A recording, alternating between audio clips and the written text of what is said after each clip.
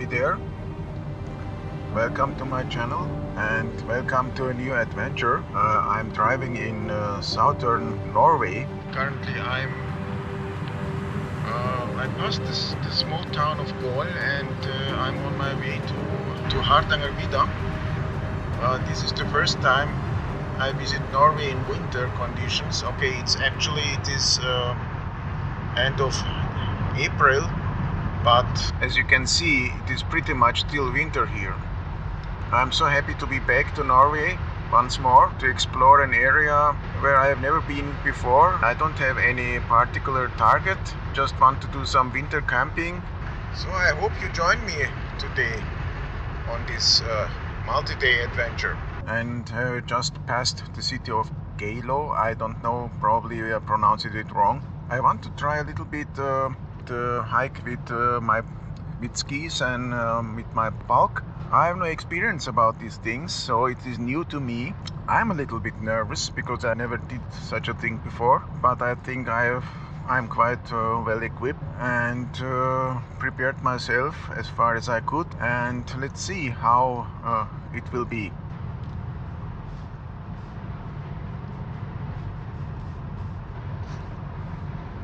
Ladies and gentlemen, I'm starting to climb up with the car to the Vidda. I'm now at about 1000 meters and I think the place where I expect to or hope to park is about 1300 meters. I am here in a balmy, comfortable car and I have to go out in chilly conditions. I was thinking if I feel uncomfortable, there are so many nice hotels down here. So I could come back, stay in a hotel if I really didn't like the conditions. I'm going to set up a tent and sleep at minus 10 degrees centigrade or so. I think tonight it will not be that cold. It's only -7 and I have to melt snow to make water, to cook and wash. So it's a all new experience for me. All these poles you see on the right and left side of the road show you how high the snow can sometimes be here.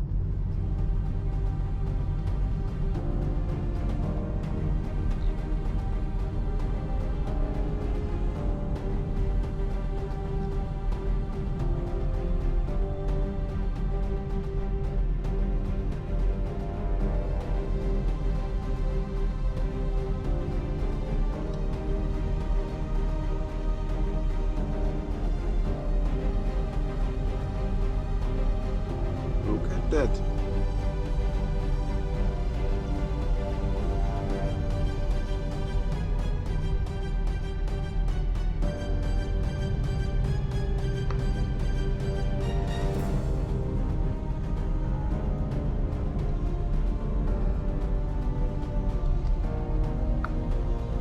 Welcome to the Hardangervidda.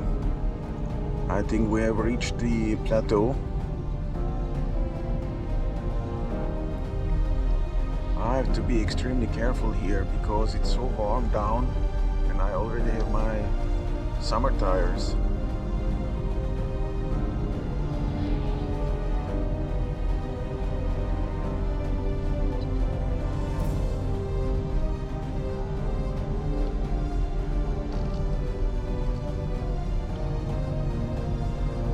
I don't know if you can see those guys out there.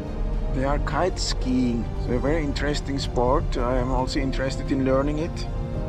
And you need a lot of wind, of course.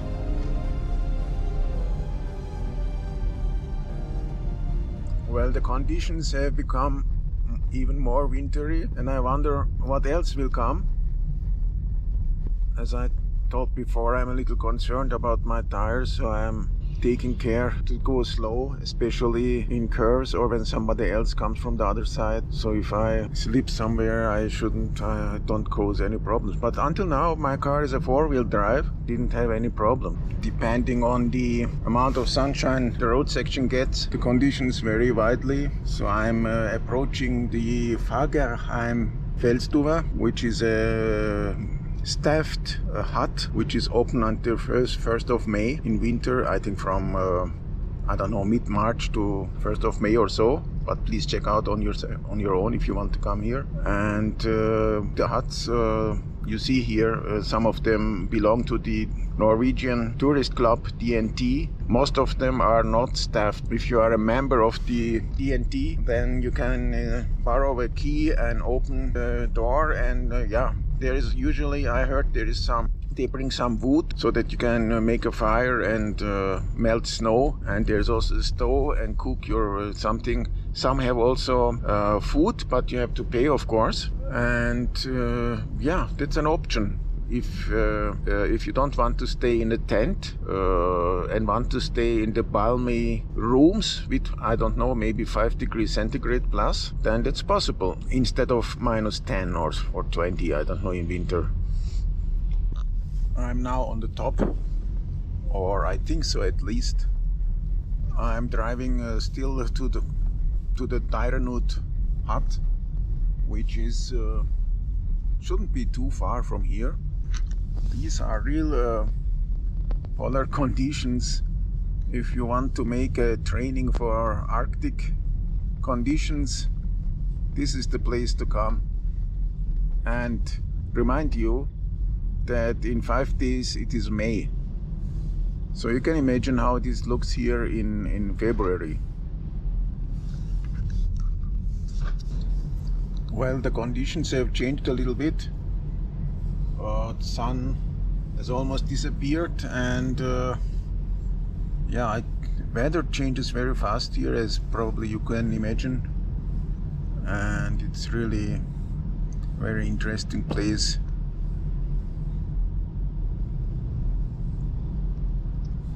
It's moderately windy, but nothing special for Hardangervidda, I think. There is just about 20 to 30 knot wind from the west. So the next step is that the visibility is gone.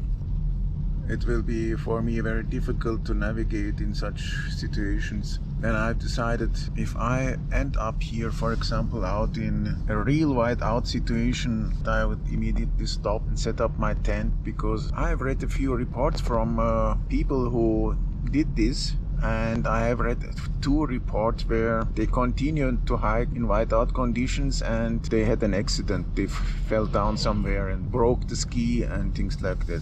So this looks to me like the Tyranut Fjellstue Turisthita. I think I will go here. Maybe look if I can have a coffee or something.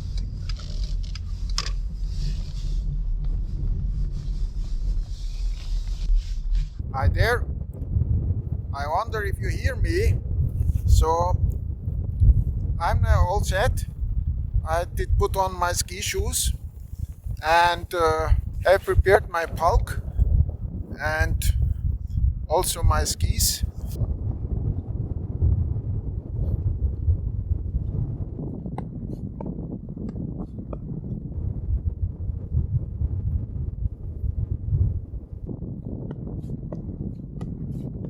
Look how beautiful this is.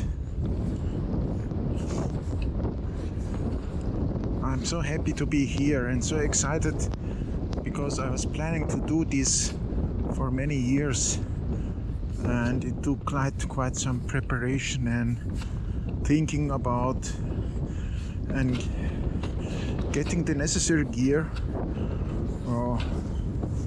which unfortunately is quite expensive.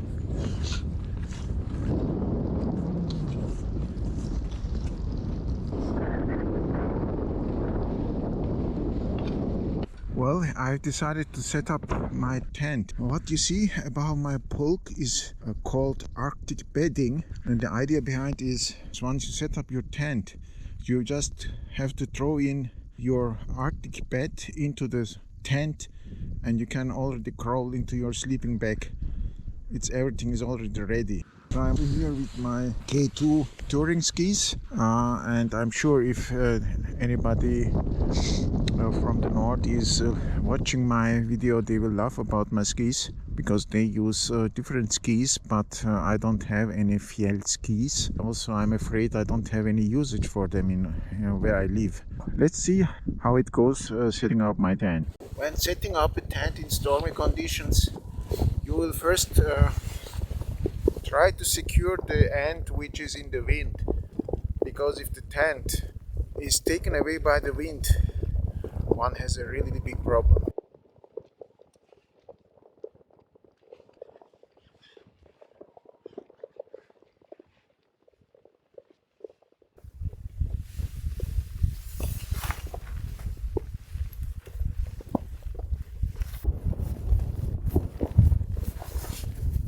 This is my 5-star hotel for the night.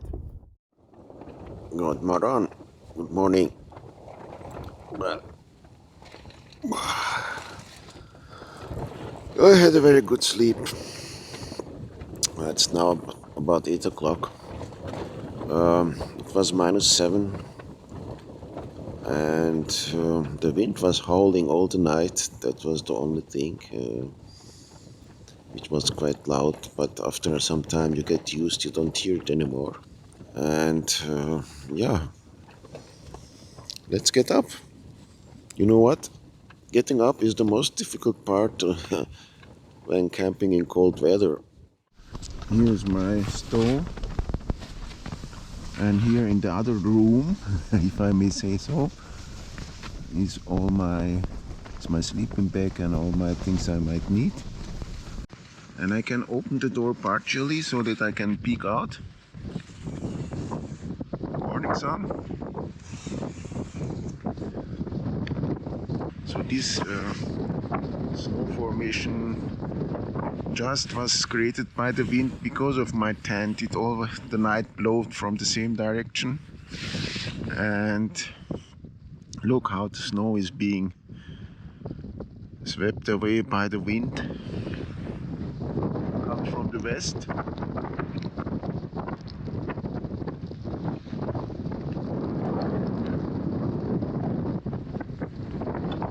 And on both sides of my tent some small ridges of snow have appeared after staying here for 12 hours almost.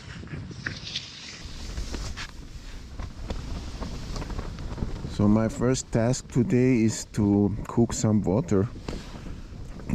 I have decided to bring a big thermos, and I fill it completely with hot water. So if for some reason my stove fails, which happened once before, I still have enough hot water to prepare meals, because I need hot water to prepare something to eat and also to drink. So I always fill up my thermos, and it's now half full, so I have to fill it up again.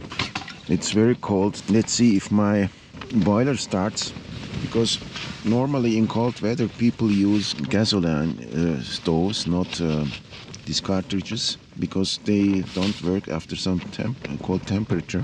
But I don't have any, and that's the only one I have. So if it doesn't start, stove doesn't ignite, I have to find a solution to it. I just have to open the valve and push the button, and it worked. But it doesn't work as efficiently as it would be if the temperature were a little bit higher. So yesterday I found a way of doing it. It's a little bit tricky. I take my thermos, open it, and put the cartouche over it so it heats it from below, and then it burns much better. So I'll do that again probably. I need more snow. So it's very easy. I just bring a shovel of packed snow.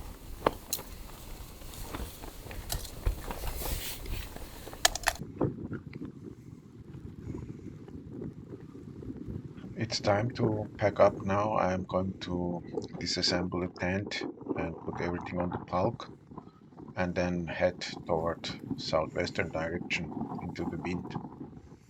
I'm hiking now for about an hour, and I'm crossing a Quister route, which is a route which is Norwegian tourist program by putting dry branches into the snow every 20 meters or so in whiteout conditions. Of course, very useful. So but they do it only for some important routes. Hey there again. I'm hiking now for several hours and I'm in an awesome nature. Look at that around me. I didn't see anybody until now. This geography. There are no houses, no telephone poles, no cars, nothing we know from civilization. I'm completely on my own here. I followed the short Vista road, then I switched to the west. Actually, I was hoping to find another Vista route, which goes to the, which was supposed to lead to the hut sun tower, but I think they didn't put any branches this time into this route, so I didn't see it because I already passed it, I believe, or I should have already crossed it if there were any branches. Nice. I think I'll stop somewhere a little bit and eat something and drink something, because, well, if you are unfamiliar with this type of activity, you need a lot of energy. I'm sure you can burn almost 5,000 calories a day if you really push hard. It's very demanding.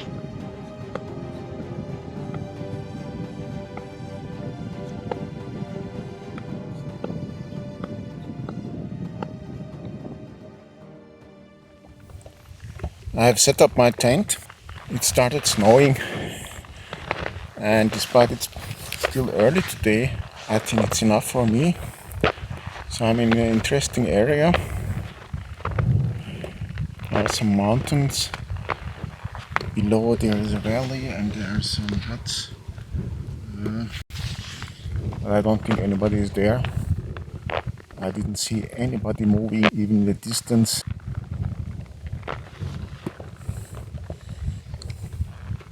Weather is so variable here. At one point I could see even the colors of the houses, but the next snowstorm is already on its way, and here it is coming. So I'm sure in 10 minutes or so I'll probably not be able to see 10 yards away. Now I'm going to dig into my entry part of the tent galley, and you can watch me doing this hard job. Let's start.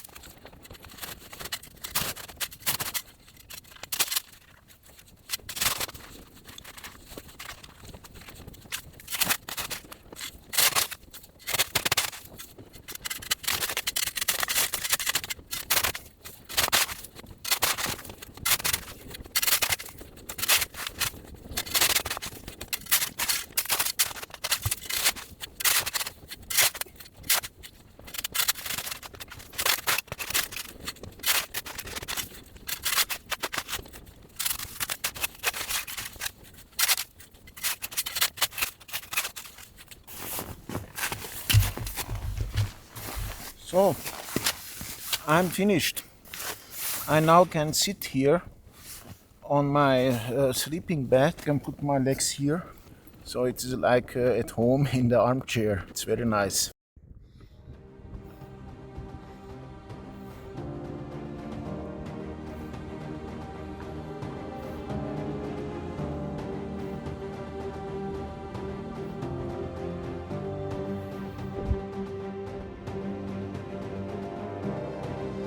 It's now evening and it slowly gets darker. I expect that this night will be very cold because there are no clouds.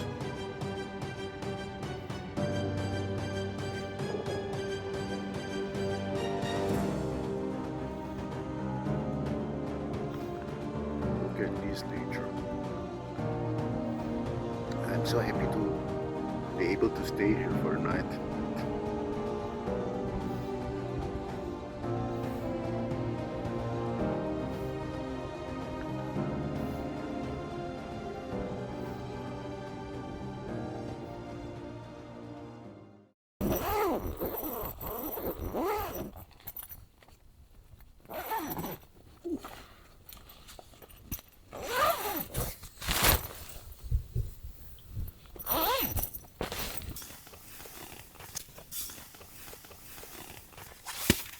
Putting my feet down.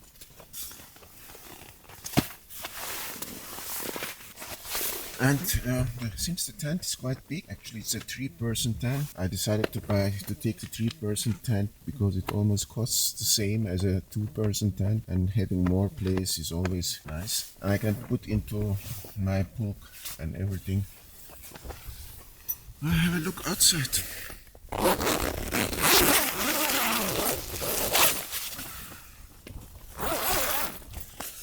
The nice thing of this Hilleberg tent is I can partially open the door.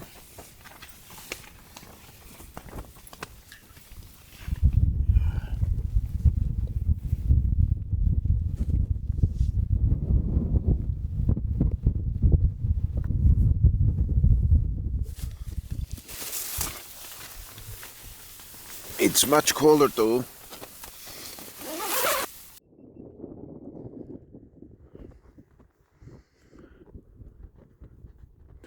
Today there is no wind and it's very foggy. I'm going to return to my car because first of all my batteries are dead. Unfortunately the power bank also didn't work very well. So I'm just going to disassemble my tent and walk here in the direction of the sun.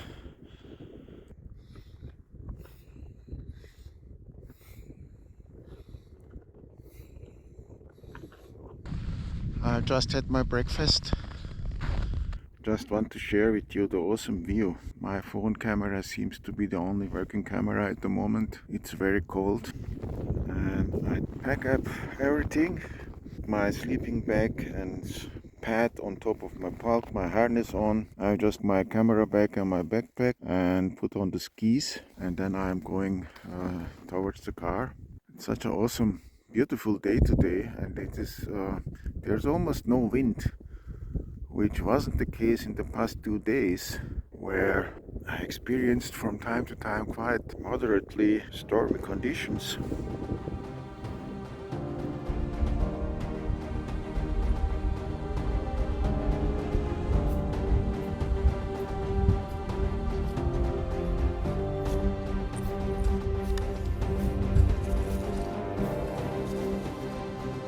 I reached my car.